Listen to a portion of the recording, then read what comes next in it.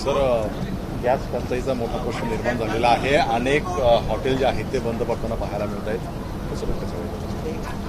नाही, गॅस टंचाई प्रचंड झालेली आहे आणि मला भीती वाटते की उद्या पेट्रोल आणि डिझेलची टंचाई झाली तर आश्चर्य वाटणार नाही. किती काळ युद्ध चालेल याच्याविषयी आपल्याला माहीत नाही. आणि इराण आणि UAE मधली जी समुद्रधुनी आहे ती पार कुठल्याही जहाजाला करता येत नाही अशी परिस्थिती आहे. आणि त्यामुळं महागाई प्रचंड वाढायला लागलेली आहे. गॅसची, पेट्रोलही महाग होऊ नये याच्यासाठी केंद्र सरकारने विशेष लक्ष दिलं पाहिजे. जो देशांतर्गत गॅस आधीच इम्पोर्ट झाला आहे त्याचे दर वाढणार नाही त्याची काळजी घ्यावी. महागड्या दराने जर आयात केला गॅस इथनं पुढं तर आपण समजू शकतो. पण ऑलरेडी जो या देशाच्या आत आलेला गॅस आहे, या देशाच्या अंतर्गत आपल्या ताब्यात आहे, त्या गॅसच्या किमती वाढणार नाहीत. याच्यासाठी सरकारने त्याच्यावर नियंत्रण आणलं पाहिजे. मुंबईमधल्या CNG आणि PNG वरती सुद्धा कुठेतरी पुरवठ्याचं संकट निर्माण होऊ शकतं. महानगर गॅसनं या संदर्भात माहिती दिली की जर परिस्थिती अशीच राहिली तर CNG आणि PNG संदर्भात सुद्धा अशीच परिस्थिती. उलट मी त्यांचं सर्क्युलर वाचलं की हा स्थानिक निर्मित गॅस आहे आणि त्यामुळं त्याच्या तुटवड्याचा प्रश्न उद्भवणार नाही. पाईपने जो गॅस पुरवठा होतो तो इथं स्थानिकच होतो, त्यामुळे त्याचा तुटवडा होणार नाही असं मी आजच मगाशी कुठेतरी वाचलं. मंत्रालयाची कॅन्टीन आहे, कॅन्टीन सुद्धा बंद पडलेली. मंत्रालयातले कॅन्टीन नाही, महाराष्ट्रातली, भारतातली वेगळ्या ठिकाणची छोटे छोटे हॉटेल्स देखील आता बंद पडायला लागलेत.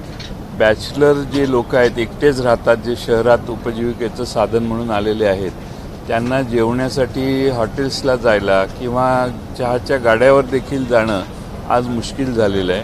आणि याचा परिणाम म्हणून गॅस नसेल तर लोक शेगडीचा आधार घेतील आणि शेगडीचं म्हणजे विजेचं प्रमाण प्रचंड वाढेल वापराचं आणि वीज व्यवस्थेवर देखील याचं प्रचंड बोजा येईल असं मला वाटतं.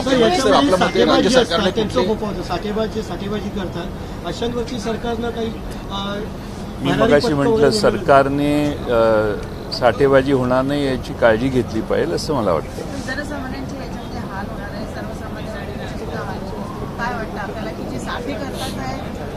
आता युद्धाची साधारण वातावरण बघितलं तर दोन्ही बाजू काही नमत्या घेण्यासाठी तयार आहेत असं दिसत नाही. हे जर युद्ध आणखीन काही काळ लांबलं तर मात्र प्रचंड तुटवडा वेगळ्या गोष्टींचा भारतात होईल. महाराष्ट्रातल्या केळी उत्पादकांच्यावर, द्राक्ष उत्पादकांच्यावर, अनेक फळ आणि भाजीपाला निर्यातदारांच्यावर, शेतकऱ्यांच्यावर आज एवढी प्रचंड आपत्ती आलेली आहे की कुठलाही माल हा परदेशी निर्यात होत नाही. अगदी साखरेच्या किमती देखील 3700-3800 रुपयापासून आता 3200 रुपयापर्यंत खाली यायला लागलेल्या आहेत. त्यामुळं प्रचंड नुकसान जर पहिलं कुणाचं झालं असेल तर महाराष्ट्रातल्या शेतकऱ्यांचं व्हायला लागलेलं आहे.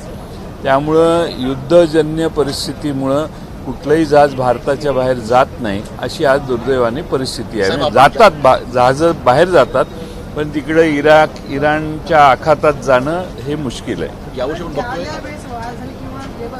आलं त्यावेळेस पण ऑक्सिजनचे साठे नव्हते, पण आता हे वार कळाल्यानंतर सुद्धा अशा कुठल्याच उपाययोजना महाराष्ट्रात नाही. कोविडची परिस्थिती वेगळी आहे. आपण ऑक्सिजन तयार तरी करू शकत होतो, पण पेट्रोल आणि डिझेल आणि गॅस निर्माण करण्याची आपल्या क्षमता मर्यादित असल्यामुळं बाहेरून येणारा जो गॅस किंवा पेट्रोल आहे तो कदाचित महाग जर येत असेल तर मग त्याला काही आपल्या हातात काही नाही.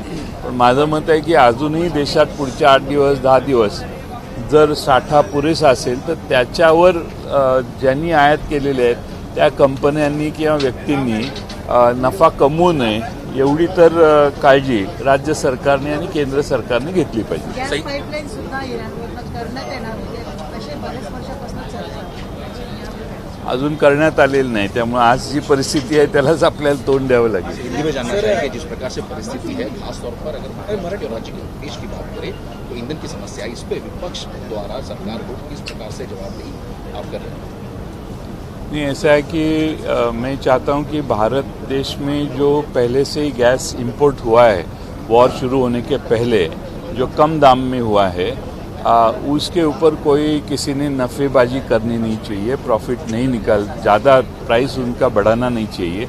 इसके लिए केंद्र और राज्य सरकार ने आवश्यक वो व्यवस्था करनी चाहिए, उनके ऊपर ध्यान रखना चाहिए। अभी इसके बाद जो पेट्रोल और गैस इंपोर्ट होता है, अगर वो ज़्यादा दाम से हुआ तो थोड़ा सा दाम बढ़ सकता है, मैं समझ सकता हूँ। लेकिन आज ही कल 2 दिन के पहले 60 रुपये से गैस के सिलेंडर बढ़ाए गए, इसकी क्या ज़रूरत है? अगर ये पहले से ही गैस हमारे देश में आया है, पहुंचा है, तो उसके दाम बढ़ाने की आवश्यकता क्या है, ये मैं नहीं समझ पाता हूँ। तो मेरा कहना इतना ही है कि जो इंपोर्ट 8 दिन के पहले वॉर शुरू होने के बाद में हो रहे हैं, वो इंपोर्ट में मैं समझ सकता हूँ कि प्राइस बढ़ सकती है। लेकिन सिर्फ वहाँ वॉर चालू है इसीलिए हमने 2 महीने के पहले, 1 महीने के पहले जो गैस इस देश में लाया है, उसकी प्राइस बढ़ाना गलत है। अगर मौजूदा स्थिति में देखा जाए तो ईंधन के कारण महंगाई बढ़ रही है। सरकार ने कहा है कि आने वाले समय में एल नीनो के कारण भी जो है, अगर बारिश कम हुई तो महंगाई बढ़ सकती है। ऐसे में क्या प्रावधान सरकार ने करने चाहिए? एल नीनो के बारे में सरकार ने बहुत कुछ करना आवश्यक है। अगर सूखा आने वाला है ये समझ रहा है तो मुझे लगता है सरकार ने अभी ही व्यवस्था गियरअप करनी चाहिए। हमारी महाराष्ट्र सरकार के मुख्यमंत्री जी ने महाराष्ट्र के सदन में कहा है कि एल नीनो का इफेक्ट आने वाला है और शायद सूखा इस साल होने वाला है। तो मुझे लगता है उसके लिए कुछ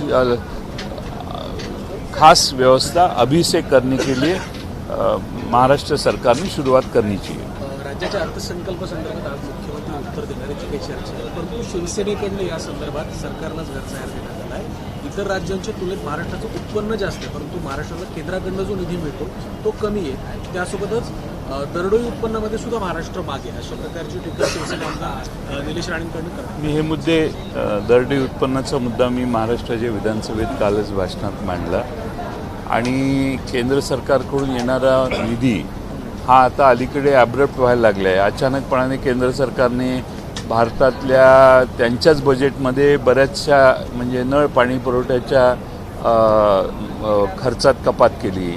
घर बांधणीचा कार्यक्रम 22 सालापर्यंत घर देतो म्हणत होते, 12-12.5% घरं भारतात बांधून झालेली आहेत। त्यामुळं बोलणं मोठं आहे पण काम छोटं आहे, असं आज हळूहळू अनुभवायला यायला लागलं। एक वेगळा प्रश्न आहे, अजितदादांच्या मृत्यूनंतर जे काही टीका टिप्पणी आरोप प्रत्यारोप होतात त्यात अजून एक नवा आरोप सकाळी करण्यात आला।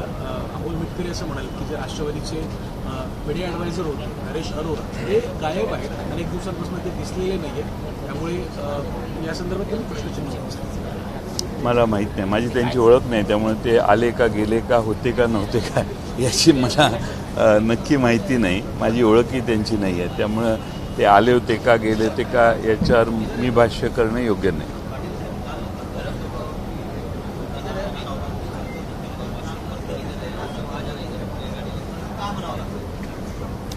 ते आता दुपारी येऊन तुम्हाला सांगतो।